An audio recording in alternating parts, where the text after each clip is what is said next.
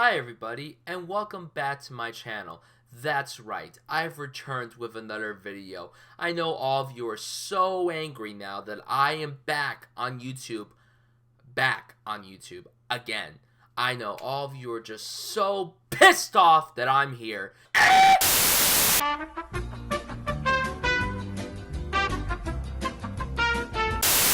I don't know what that guy was just doing just now. I apologize for that. But seriously, guys, welcome back to my channel. Today, we're going to talk about my favorite films of 2019.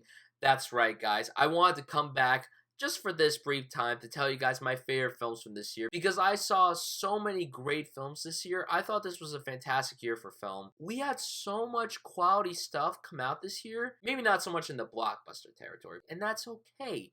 Not every blockbuster is going to succeed in satisfying everybody, so everyone needs to shut the hell up. Alright? Okay. Very good. Now, just to explain to you guys how this video is going to work, obviously I'm going to go into detail about my top 10 films of the year. Because there were so many films this year that I loved, I also want to give you guys my 20 through 11, as well as honorable mentions. Alright, here we go with the honorable mentions. Pain and Glory, Ad Astra, Apollo 11, The Farewell, The Last Black Man in San Francisco, Midsommar, Hustlers, Dolomite Is My Name, Blinded by the Light, Jojo Rabbit, A Hidden Life, Wild Rose, Us, Shazam, Loose, Honey Boy, and The Peanut Butter Falcon. Now, I'm going to talk about my 20 through 10. Just going to say them. I'm not going to go into detail about them, so I apologize. Number 20, El Camino, a Breaking Bad movie. And number 19, The Souvenir. Number 18, Booksmart. Number 17, Rocket Man. Number 16, Ford v Ferrari. Number 15, Little Women. Number 14, Toy Story 4. 13, Once Upon a Time in Hollywood. Number 12, A Beautiful Day in the Neighborhood. And number 11, capping off this list, is Joker. All of them stuck with me, but they didn't stick with me as much as these 10 films. So here we go with the top 10 films of 2019 by yours truly, Bryan Sudfield.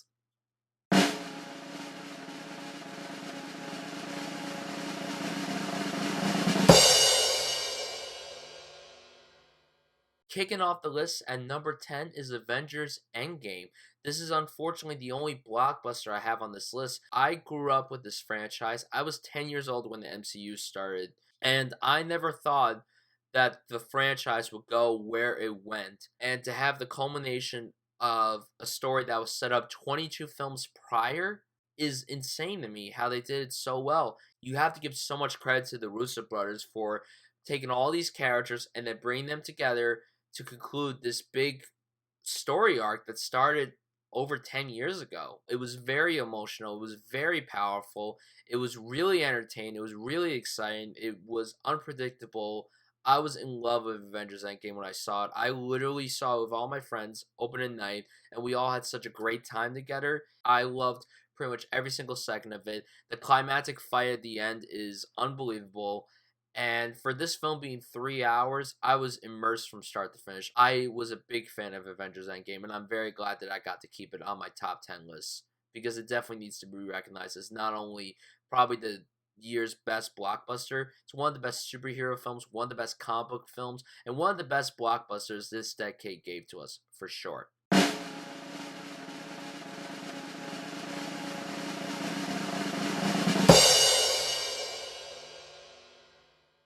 Knives Out was an entertaining time at the movies. It had everything you wanted in a murder mystery. It had the scares, it had the thrills, it had the laughs, it had the sad moments. It showcased a wonderful ensemble of actors that was led by Daniel Craig doing one of the best fake accents I've heard in a long time. I can't decide if I like this fake accent more than his fake accent in Logan Lucky, but we'll have to figure that out for a different time.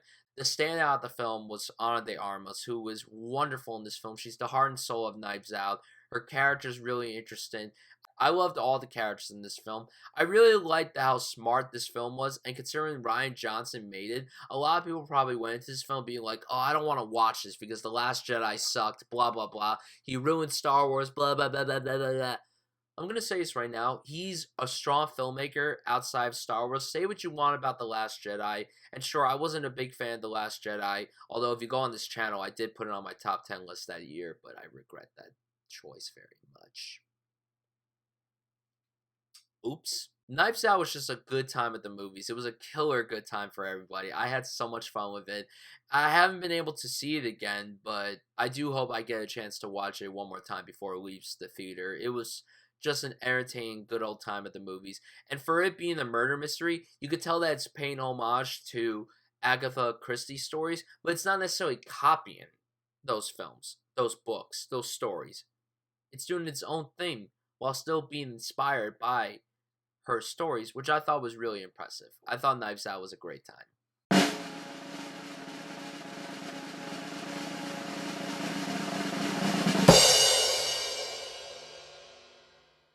Waves is a film I saw not too long ago, and I haven't been able to stop thinking about it. I'll tell you why. It is one of the most gut-wrenching emotional roller coasters you will ever put yourself on. When the first aspect ratio change happens in this film, I shit you not, this film gets even more depressing than it already was. The performances are out of this world brilliant. The story is engaging. The characters are great. The cinematography is gorgeous. Trey Edward Schultz wrote and directed this film. This is his third film under A24 and his third film in general. And he has solidified himself as one of the finest filmmakers that has emerged this decade. I didn't know what to expect walking into Waves, and I walked out of it just crying my eyes out. I was on the edge of my seat through a lot of it, and that's a credit to the brilliant writing and direction from him, from Trey Edward Schultz. He really knocked it out of the park, and the performances are out of this world, particularly from Kelvin Harrison Jr., who had a great year with This and Loose, and then Taylor Russell also crushed it out of the ballpark. And then Sterling K. Brown doing all these projects at once. I mean, with This Is Us, and then Frozen 2, and this movie, and then all this other stuff he does, he's a working man, and he knows how to give it his all. Waves is brilliant, and if you love A24, you gotta check this one out. You cannot push this one aside.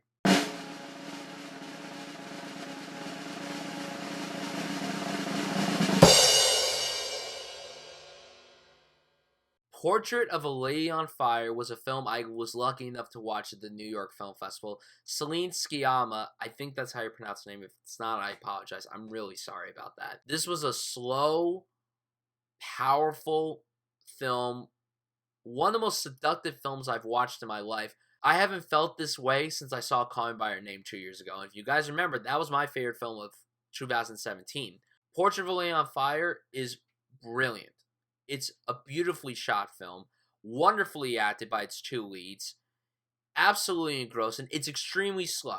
It goes really slow. For it being under 2-hour runtime, it takes its time, and that's okay. If it went fast, it wouldn't have worked as well. It wouldn't have been as compelling if it went quickly. This is a very, very powerful and timely film, and yet it's set over 150 years ago. It's a just I mean, when I saw the film, I was on the edge of my seat. That ending literally gave me goosebumps. I'm not even going to spoil it. It gave me chills down my spine. It was that good of an ending.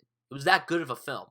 Neon is stupid for doing the limited release thing, like the strictly limited release thing that they're doing right now, not expanding it wide until February. I was lucky enough to see the film. I'm bummed for whoever hasn't been able to see the film, but once this comes out, you have to go see it. You need to go see this on a big screen. It's like a painting come to life. Every frame is meticulous. It's gorgeous. It's a wonderful film, and it's annoying that France did not submit this for the Oscar for International Feature Film. I watched Les Miserables. It was good, but this is better. Just saying. Just saying.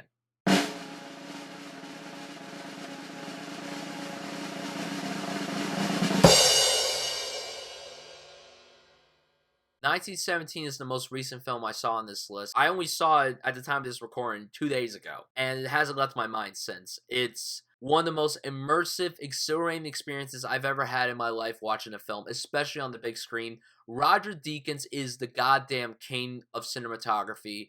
The one-shot technique that he utilizes here is brilliant. You could tell sometimes when it cuts, but for the most part, It's seamless. It's insane. With the direction of Sam Mendes, the editing of Lee Smith, the score of Thomas Newman, and the performances from George McKay and Dean Charles Chapman, it is just quite a film to watch. You feel like you're in this environment with these soldiers in this battle. It's incredible. It's wonderful. It's such a gimmick to do the one-shot thing. Birdman did it a few years ago, did it very well, shot by Lubeski, and now Roger Deakins is doing it with 1917. But it works way more here than it did in Birdman, and I'll tell you why. With Birdman, a lot of it took place inside, so you were kind of able to tell when they cut. With 1917, a lot of it takes place outside, and there's obviously a lot more visual effects to it. So it's brilliant, and this has one of the most gut-wrenchingly intense run-in shots I've ever watched in my entire life. This film literally gave me anxiety the entire time. Not as much as anxiety as the woman that sat in front of me when I saw this film the other day. She kept gasping. I thought she was going to pass out. It was insane. But that's the kind of film this is. You watch and you're like, okay, everything's going to go fine. Nope, it's not. It just keeps going to crap for these men fighting in the war. It's incredible. Roger Deakins, you are the man. Sam Mendes, I'm very happy you made another great film. I'm very proud of how this film turned out. And you guys need to go see this on the biggest screen possible. My one regret, since it's not out in IMAX right now, since Star Wars has taken over all the IMAX theaters, you guys gotta go watch this in the loudest theater possible. It is just incredible. It is going to be worth your money if you see this on the big screen, especially in IMAX or in Dolby or however you want to see it. This is the big screen movie that cannot be missed. 1917 is brilliant, one of the best war films of the decade. Sure, the characters may not have been the best, but that's okay. You go into the film for the experience. You go into this film for the action, for the war, for the violence, for the drama. It's just wow.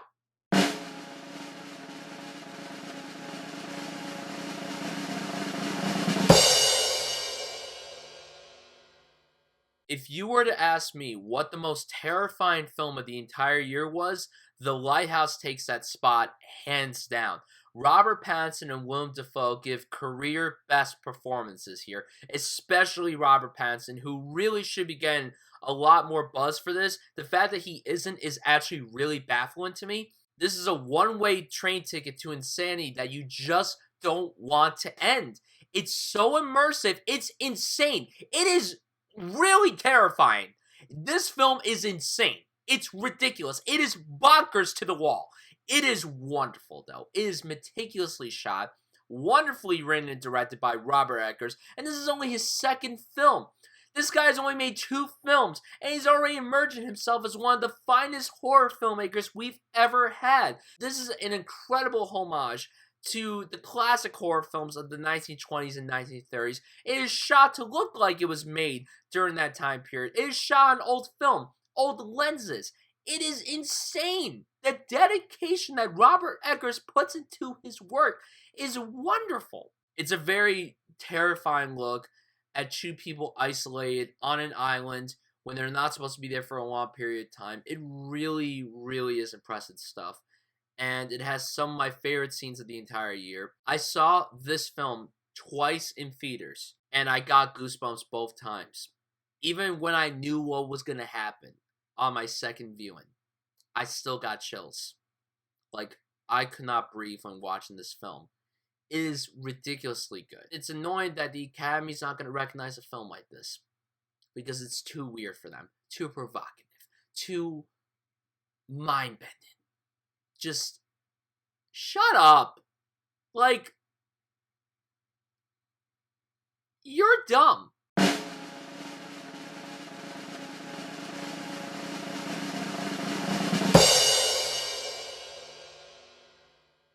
Marriage Story is a heck of a ride, let me tell you. This film is depressing, but it's also quite entertaining. There's a lot of funny moments in this, concerning the fact that it's about divorce. And I'm not someone that's able to relate to this film because my parents are still together. I've never gone through a divorce. I know many people that have, but me personally, I've never gone through it. This really got to me. It has, I think, the 2 best acting performances of the whole year in Adam Driver and Scarlett Johansson. While they're not my favorite performances, I think they're the 2 best ones. Adam Driver is a shoo-in to win Best Actor. Scarlett Johansson could win Best Actress, but I'm not entirely sure about that right now. Laura Dern is also terrific. Everything about this film just works very, very well. It's very calm until it gets to the scene. Once the scene hits, chills. Shaken. Couldn't breathe. Just best acting of the year.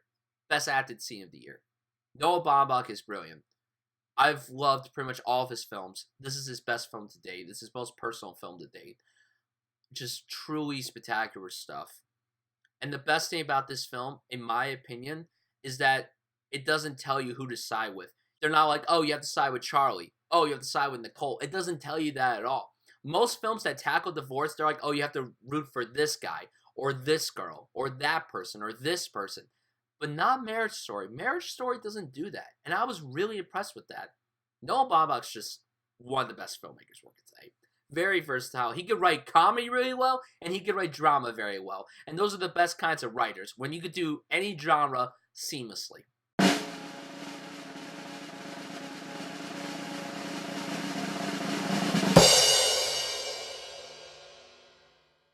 Uncut Gems is the most anxiety-inducing thing in the entire world. It's one of the most...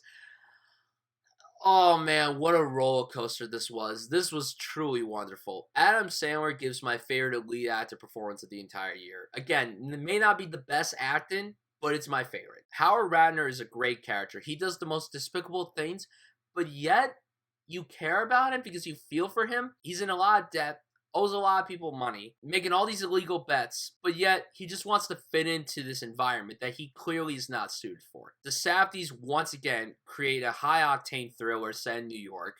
They did this with Good Time brilliantly, and now they're doing it again with this. This showcases one of the best screenplays of the year, one of the best scores of the year, one of the best performances of the year, again from Sandler. Great cast all around. Idina Menzel, Kevin Garnett, out of all people, was great. Lakeith Stanfield, newcomer Julia Fox.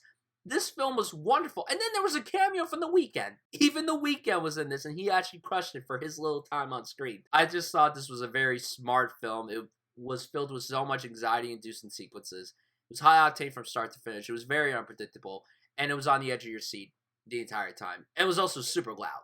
There's a lot of yelling in this film, but I don't care because it's that good of a film. It is truly spectacular, and this film better not get robbed of any nominations. If Adam Sandler does not get nominated for an Oscar, I'm actually going to riot. I'm not even joking. Not even joking at all.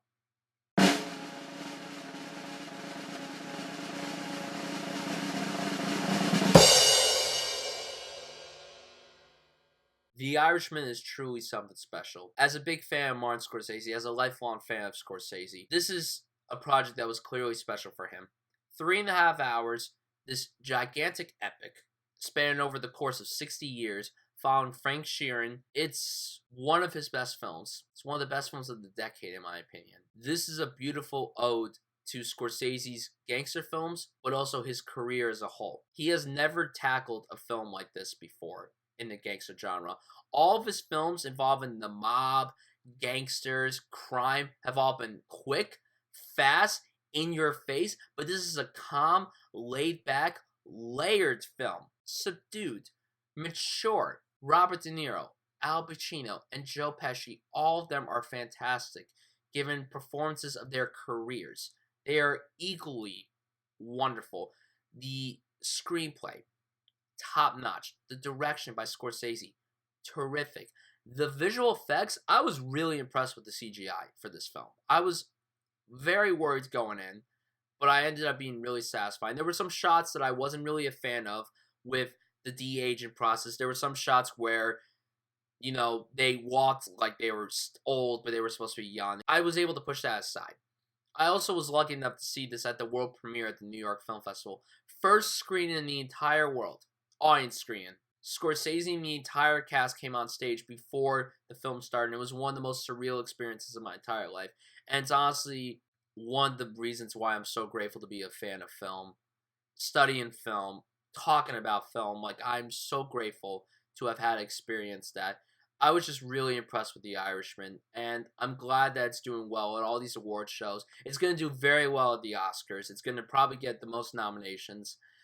and I couldn't be more than happy with the turnout of it. If this is Scorsese's last gangster film, he really went out with a bang. This is a marvelous achievement, and it's one of the best films of the decade, and it's one of Scorsese's best films, period. So my number one film of the entire year.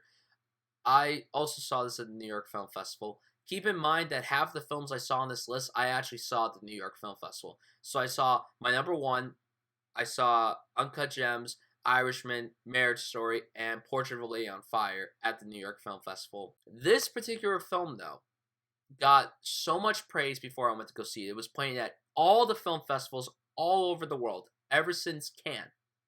It got all this buzz, all this praise, all this recognition. Everyone wouldn't stop talking about this film. But I went into it completely blind because I didn't want to know what it was about. I wanted to get a gist of it, like the genre. But I went to it blind, which was the best decision I made this year when it came to a film. I saw this particular film 4 times in theaters. I also saw The Irishman 4 times. 3 times in theaters and 1 time on Netflix. But this film stuck with me more than any other film this year. My favorite film of 2019 goes to